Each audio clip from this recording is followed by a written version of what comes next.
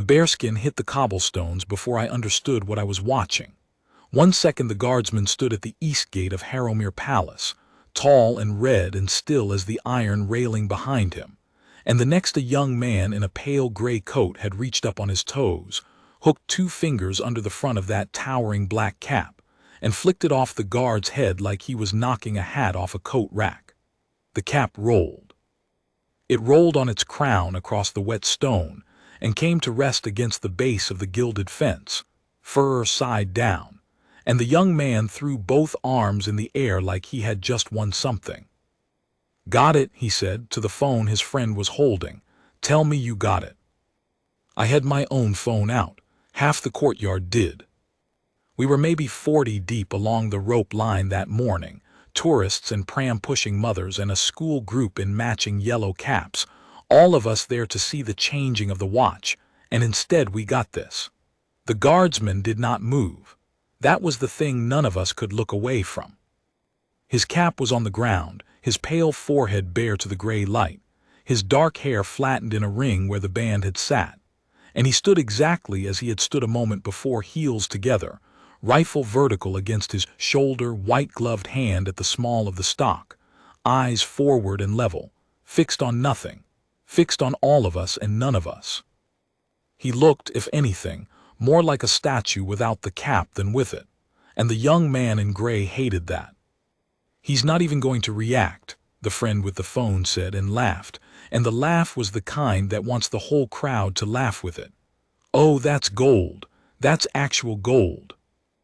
I want to be honest about the first 10 seconds because I have thought about them a great deal since. Some of us laughed too, not all but some. There is a reflex in a crowd, an ugly one, where a person made to look foolish makes the rest of us nervous, and the nervousness comes out as a chuckle before the conscience catches up. I felt it in my own chest, that twitch, and I am not proud of it. The man in gray heard it and it fed him.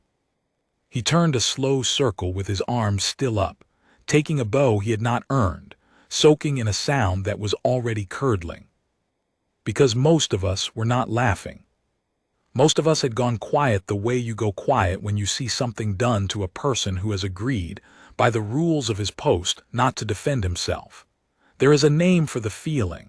It is shame, borrowed, sitting in the wrong stomach. "Pick it up," somebody said. A woman near me, older, with a tartan scarf knotted under her chin. She said it once, not loudly, the way you would correct a boy in a shop. "Pick that up, son. That's not yours to touch." The young man in gray looked at her, and I got my first good look at his face. He was perhaps 23. He had the kind of looks that money keeps polished, clear skin, a good jaw, teeth that had been seen to, and an expression I have come to recognize since as the specific expression of a person who has never once been told no and made to hear it. He looked at the woman in the tartan scarf the way you look at a chair that has spoken. "It's a costume," he said. "It's a fur hat. Relax. It's literally his job to stand there." He gestured at the guardsman with the back of his hand, a flick like shooing. "He loves it, don't you? Tell them you love it." The guardsman's eyes did not so much as slide toward him. And I watched the young man's grin tighten by a single degree, because the silence was not going his way. He had expected a flinch, a glare, a muttered word he could clip and post and caption. He had expected to win. What he got instead was a man in a red tunic standing bareheaded in the cold with more dignity than the whole gray coat could buy, and a crowd of strangers who had stopped laughing and started watching him, the one in gray, with the flat, unfriendly attention you give a person who is digging a hole and won't put the shovel down. "He's not allowed to move," the young man told the crowd as if explaining a magic trick. "That's the whole gag. You can do anything, anything. Watch." He stepped in close again. He reached toward the rifle. That is where it stopped being a prank. A second guardsman, posted 10 feet down the line at the other side of the gate arch, had begun to move, not fast, not loud, but with a change in the air around him that you felt before you saw it, the way you feel a door open in another room. And from inside the gatehouse, behind the black iron, a third figure had appeared, an older man, broad in the shoulders, with a peaked cap instead of a bearskin and a band of braid on his sleeve. He did not run either. None of them ran. But all of them, in the same half-second, had turned their attention to the young man in gray. And the young man in gray, reaching for a rifle he thought was a prop, suddenly had the complete and undivided notice of three men whose entire profession was the difference between stillness and the end of stillness. "I wouldn't," the older man said through the bars. His voice was not raised. It carried anyway, the way a low voice carries when a crowd has gone silent to let it. "Step back from the post, hands where I can see them." The young man laughed again, but the laugh had a crack in it now. "Do you know who I am?" "I have heard a lot of foolish things said in my life. I'm not sure I have ever heard a more foolish sentence, said at a worse moment, to a worse audience. Then do you know who I am?" said at the gate of a palace to the men who guard it, by a boy who has just knocked a bearskin onto the ground for a phone. The older man with the braid did not even blink. "I know exactly who you are," he said. "That is rather the problem. And here is the part I keep returning to, the part that made me put my own phone away and simply look. Because I half expected in that moment, the way a crowd always half expects, that money would win. That a name would be dropped, a call would be made, an apology would be extracted from the wrong person, that the guardsman on the ground's behalf would be the one made to feel he had caused a fuss. I had seen it before, in smaller versions, in restaurants and airports and the front of queues. The rule that the more a man can afford, the less he has to obey. I think most of us standing at that rope had a quiet, tired certainty that we were about to watch it happen again. That blood and money would buy this boy a pass, the way they always seemed to, and the man in red would put his cap back on, and we would all go home having watched a small injustice and done nothing. We were wrong, but it would take the rest of that morning, and a good deal more than I could see from where I stood, to find out how wrong. The guardsman whose cap lay on the stone still had not moved. His eyes were forward. His breathing had not changed. And I realized, watching the steam of it rise thin and even into the cold, that of all the people at that gate, the one with the most reason to be angry was the only one in perfect command of himself. And that this, exactly this, was the thing the boy in gray had never in his life been taught, and was about to be taught now, in front of everyone, by men who could not be bought. I should tell you who he was, because I learned it that same day, and because the not knowing was half the spell he lived inside. He was the eldest son of the house of Vendrell, Crane Vendrell, though I would not hear the name spoken with any weight until later. The Vendrells were not the royal family. Harrowmere belonged to the crown, and the man on the throne had nothing to do with this boy by blood. But the Vendrells were old money braided into the realm the way ivy braids into a wall, until you cannot tell which is holding which up. They had endowed a wing of the National Museum. They had a box at the opera, and a name on a hospital and a great-grandfather who had stood at a coronation. And somewhere in all of that, Crane Vendrell had absorbed, without anyone ever saying it to him out loud, the idea that the rules built for ordinary people were a kind of scenery he was permitted to walk through. He believed, I think genuinely, that the guardsman's stillness was a service provided for his amusement, the way the fountains ran and the gates were polished. He had never once considered that the man inside the red wool might be a person who had chosen something hard, and kept choosing it, every hour, while Crane Vendrell chose nothing at all. So when the older man with the braid said, "That is rather the problem," Crane did what he had always done when a wall declined to move for him. He pushed harder. "You can't touch me," he said. He was smiling, but his eyes had gone careful, checking faces, the way a man checks faces when he has begun, somewhere under the bravado, to suspect he has misjudged the room. "My family practically built this district. You want to think very hard about your job right now, both of you, all three of you." "We are thinking about our jobs," the older man said. "That is what you're watching." The second guardsman had reached the fallen cap. He did not snatch it. He bent at the knees in one controlled motion, his rifle never leaving line, and lifted the bearskin from the stones with his white glove cupped under the crown so that no part of it touched the wet. He carried it back as if it were made of something that could break, and he did not hand it to his comrade.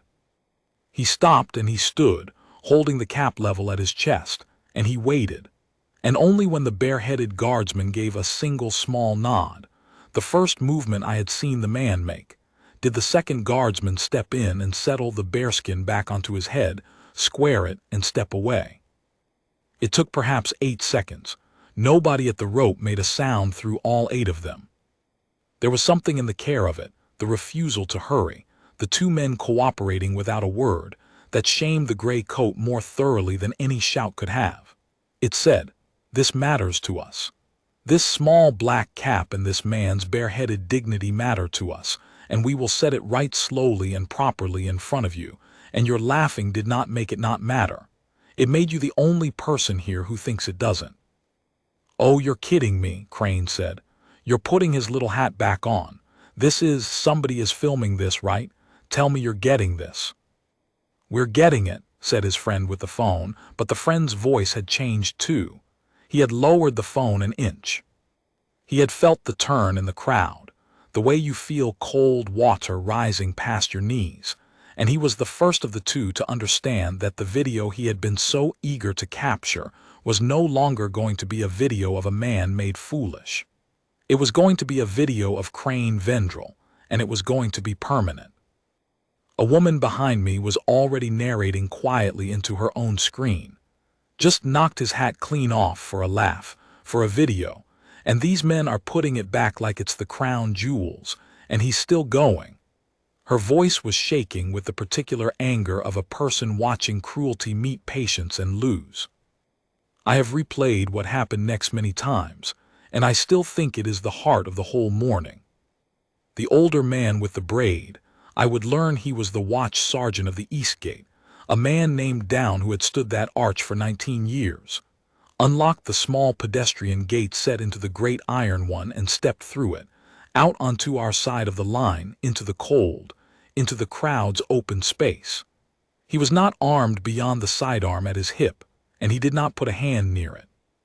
He walked to within a few feet of Crane Vendrell and stopped, and the difference between the 2 men was the difference between a thing that is rooted and a thing that is propped.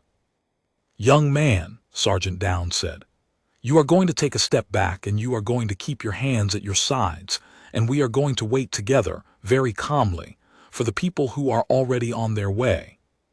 You can make that easy or you can make it memorable.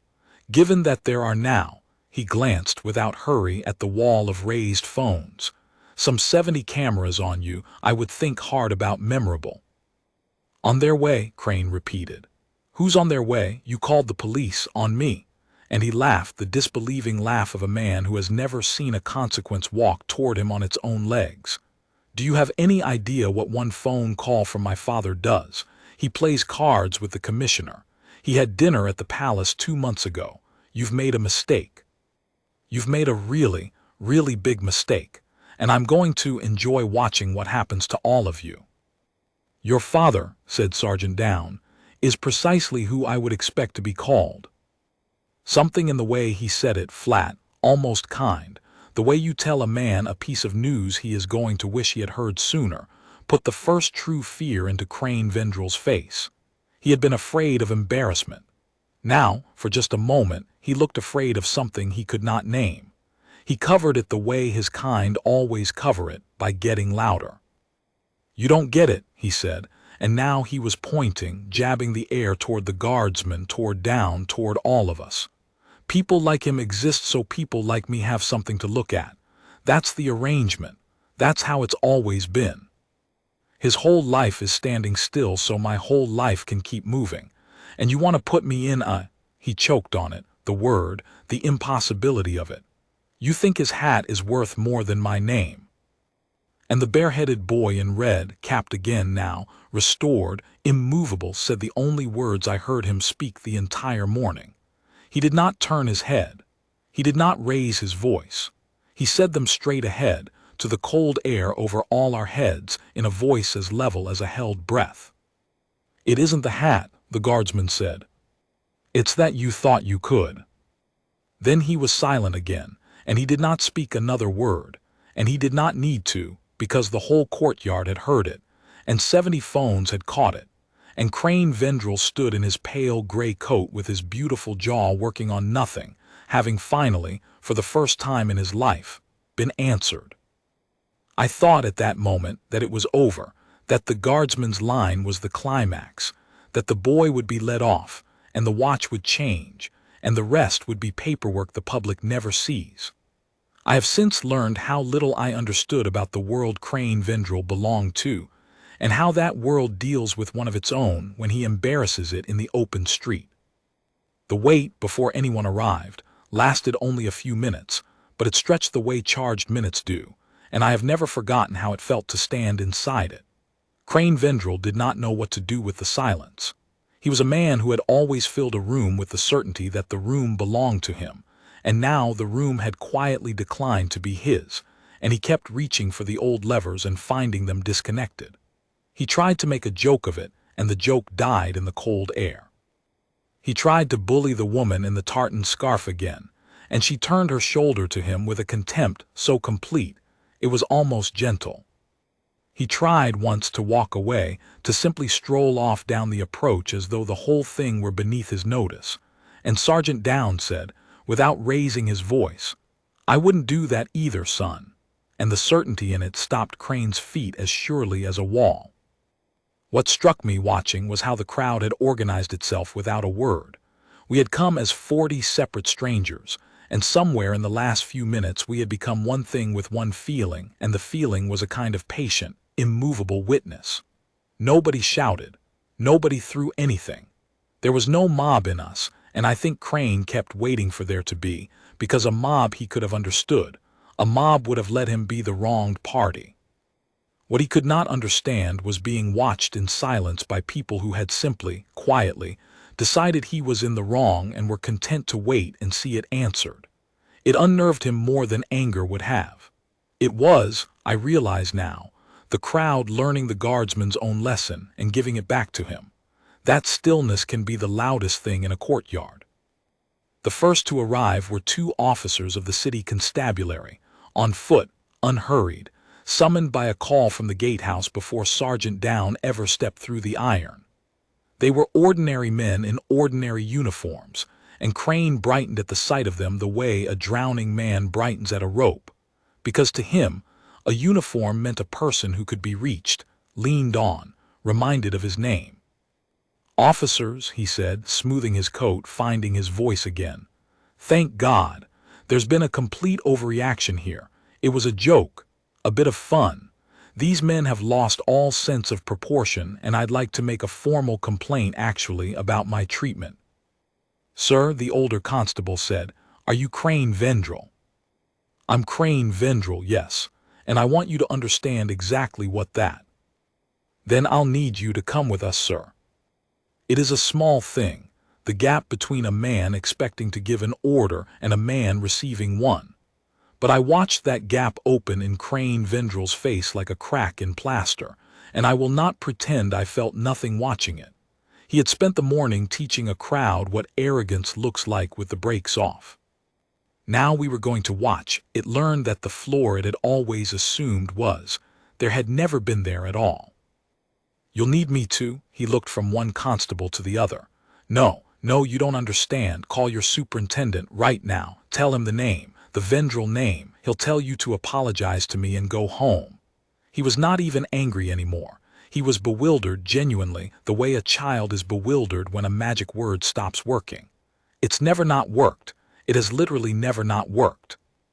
The constable's expression did not change. "We did contact our superintendent, sir," he said. "He's the one who told us to come." That was the second moment. The fear in Crane's face went all the way down. Because he had assumed, as men like him assume, that the system above the constables was his system, the one that played cards with his father, the one that had eaten dinner at the palace. It had not occurred to him that there might be a part of that system that did not belong to the Vendrells at all, that there were men in it for whom a name was a fact to be recorded, not a command to be obeyed. They did not handcuff him, I want to be accurate. They did not need to, he was not going to run, and they were not the sort to make a spectacle for its own sake. They stood one on each side of him, and the older one said quietly that he was being detained on suspicion of interfering with a guard on duty and attempting to take hold of a service weapon, and that anything he said would be noted, and that he had the right to legal counsel, which Crane received with a short, ugly laugh. "Legal counsel," he said. "My family has 6 of them on retainer. You're going to wish you'd never put on that uniform." But the laugh did not have anything underneath it now. It was a man whistling in a dark he had never been in before. And then the third arrival, and this is the one that changed the air of the whole courtyard, because it was not police and it was not press, though the press were coming. A long dark car came down the approach with the unhurried authority of a vehicle that does not stop at things, and it stopped at the gate, and a man got out of the back of it. He was old, 70 perhaps more. He was tall the way Crane was tall, with the same good jaw gone slack and spotted with the years, the same clear hard eyes, and he wore a long charcoal coat, and he moved with a stick he plainly did not lean on so much as carry.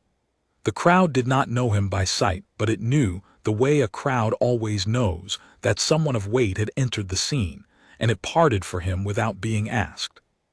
"Father," Crane said, and the relief in his voice was the relief of a falling man who has just seen the net. "Father, thank God, these people have completely lost their—" "Be quiet." I have heard a great many men told to be quiet. I have never heard it land the way it landed when the old man said it to his son. It was not loud. It carried less far than Sergeant Downes' voice had carried. But it stopped Crane Vendrell's mouth as cleanly as a hand laid over it, and it did something I did not expect. It frightened him more than the constables had, more than the guardsmen had, more than anything that morning. The boy who had not been able to be frightened by the law went pale and silent at 2 words from his father, and I understood that whatever was about to happen to Crane Vendrell was not going to come from the men in uniform. It was going to come from his own house.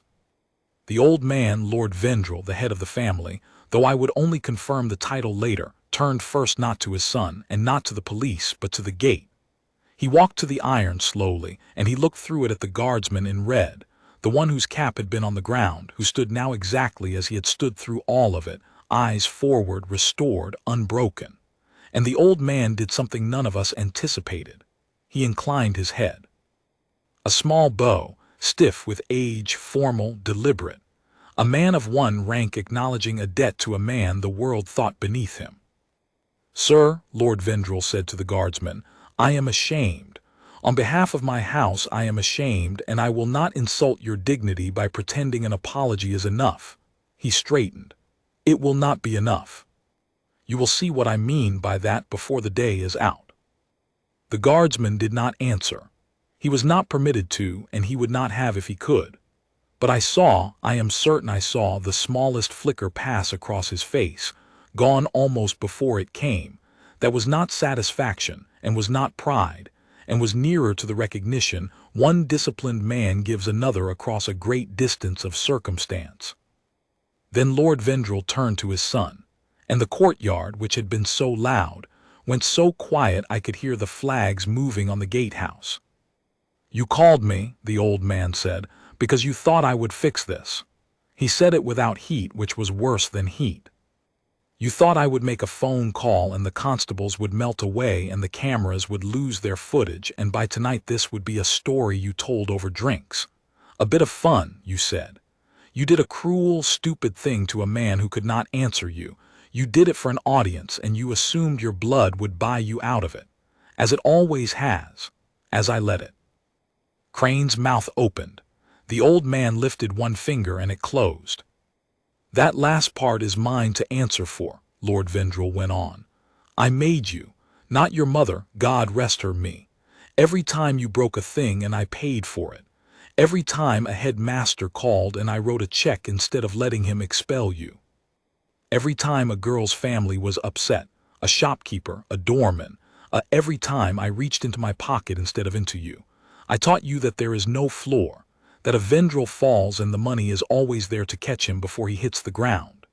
His voice did not rise, but it thickened, and I realized the old man was furious, and that the fury was very largely with himself. I taught you that, and this morning I watched what I taught you on a screen before I had even reached the car. A man in red, bareheaded in the cold, holding himself like a soldier while my son danced around him. And I thought, that is the better man. That stranger who has nothing my son has and everything my son lacks, and I am the reason for the difference. He turned to the constable. You'll charge him. That's not my decision to make on the spot, sir, but... Charge him, said Lord Vendrel. Whatever the law allows. He will have a lawyer, but he will not have mine, and he will not have my name to wave at the magistrate. If you find yourself pressured to be lenient, you may tell whoever applies the pressure that the boy's own family asked that the law be permitted to do its work. In writing, if you like. I'll sign it now. I heard somebody near me draw a breath. Even the constable looked for a half-second, uncertain, as though the script of these encounters had been torn up in front of him, and he was waiting to be told it was a joke. It was not a joke. The old man meant every word, and you could hear in the iron of his voice that he had decided something on the drive over that he was not going to undecide. Crane found his voice. It came out small. Father, you can't be serious. It was a hat. It was a fur hat on a man whose entire job is to stand. Stop. The old man closed his eyes briefly as though the sentence physically pained him. Listen to yourself. Listen to the thing you keep saying, because it is the whole disease in 5 words. His entire job is to stand. You think his stillness is emptiness. You think because he does not move, there is nothing inside him moving. You have it exactly backwards, boy. That stillness is the hardest thing a man can do, and he does it for 8 hours in the cold with fools knocking his cap to the ground, and he does not break, and you could not stand still for 8 seconds without needing the whole world to watch you do it. He has discipline. You have an audience. They are not the same, and the difference between them is the difference between a man and a name. He opened his eyes. And I am about to take the name. What does that mean? Crane whispered. What does that mean, take the... It means, Lord Vendrel said, that when I go home today I will instruct my solicitors to begin the process of removing you from the line of the house. The trust that has paid for your flat, your car, your card, your life, it has a clause for conduct that brings the family into disrepute. I wrote that clause 40 years ago and I have never once invoked it. I am invoking it today. You will keep your given name because it is yours. You will not keep mine in any way that matters, not the allowance, not the board seat that was to be yours, not the box at the opera, not the introduction at any door you have ever walked through on my account. You wanted to know whether the man's hat was worth more than your name. The old man's voice finally broke, just slightly, just once. I am going to make your name worth exactly what your conduct has earned it. Which, as of this morning, in front of all these people, is nothing at all. I have stood in a lot of crowds. I have never felt one go the way that one went. There was no cheer. That is the thing I most want to convey. Nobody cheered. It would have been the wrong sound and the crowd knew it. What there was instead was a long-held, almost reverent silence.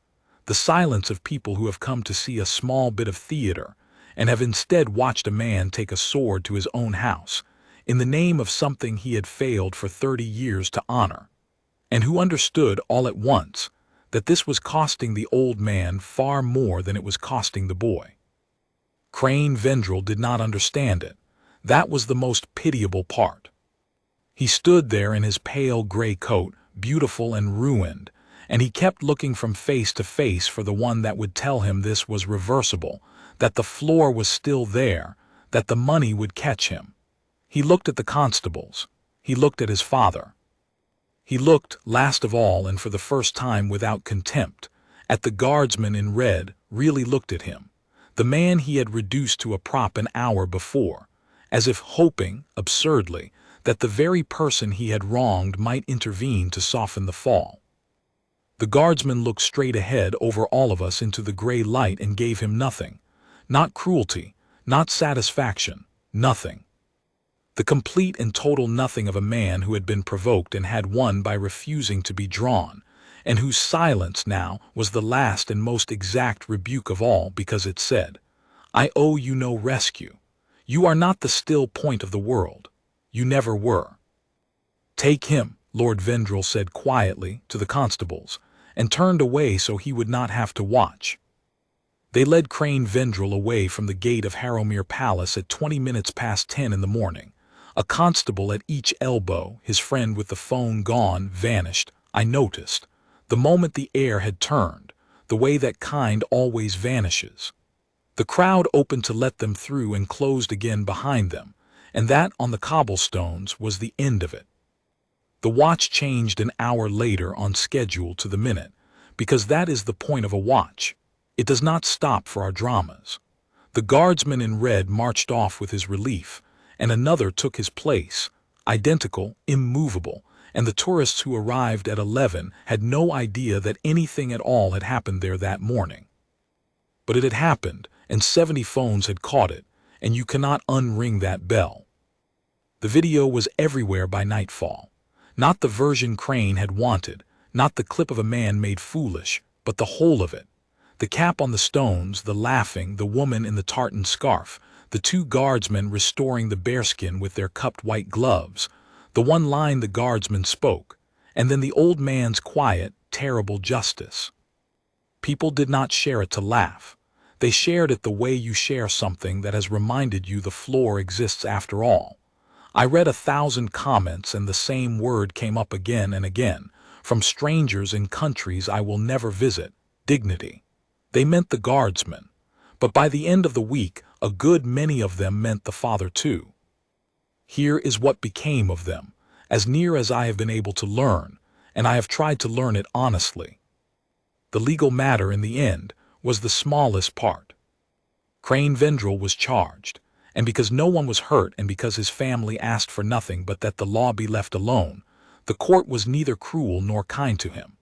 He was bound over, fined, ordered to a period of community service that put him, for several months, doing the unglamorous and anonymous labor of sweeping and stacking and standing in the cold himself, in a hospital his family's money had built, where for once no one knew or cared what his surname had been. I am told he did it badly at first and then, somewhere in the middle, less badly. I do not know how the story of his life comes out. He is young. The floor, when you finally meet it, is not only a punishment, it is also, for some men, the first solid thing they have ever stood on. I hope, without much confidence, that it was for him.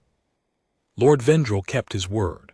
The trust clause was invoked, the allowance stopped, the board seat passed to a cousin, the box at the opera was given up, and the old man was seen at it no more that season. He did one further thing that was not reported widely, and that I only know because the woman in the tartan scarf, who turned out to be a great deal more connected than her scarf suggested, told it to me over tea a month later. He wrote in his own hand to the regiment, and he did not instruct, he asked, whether there was a fund for the families of guardsmen, for their children's schooling, for the ones who stood the cold gates for a wage that would have embarrassed his son. There was. He endowed it quietly, permanently, in no one's name at all, on the single condition that the guardsman whose cap had been knocked to the stones never be told it had anything to do with him. I have honored that condition in the telling. I have changed what little needs changing. But the fund is real, and it is still there, and somewhere a guardsman's daughter is at a school she could not otherwise have attended, because a proud old man watched a video on his way to a car and understood, 30 years too late but not a day too late to act, exactly what he had failed to teach his son. As for the guardsman himself, I never learned his name, and I have come to think that is as it should be. He did not want one. That was the whole of his gift and the whole of his strength, that he could stand at a gate and be no one in particular, a man in red and black, a shape the tourists photograph, and carry inside that anonymous stillness a discipline that, when it was tested in front of 70 cameras by a boy who had everything, did not crack by so much as a breath. He did not win by being stronger than Crane Vendrell. He won by being still when Crane could not be, by holding the post when the post was the hardest thing in the world to hold, and by trusting, correctly, as it turned out, though he could not have known it in the moment, that the consequence would arrive on its own, in its own time, carried not by his hand but by the slow weight of every eye that had seen. I went back to the East Gate once, a year on. I do not know if it was the same man. Under the bearskin and behind the chinstrap, one guardsman is much like another, which is again rather the point. He stood exactly as the first had stood. The crowd photographed him.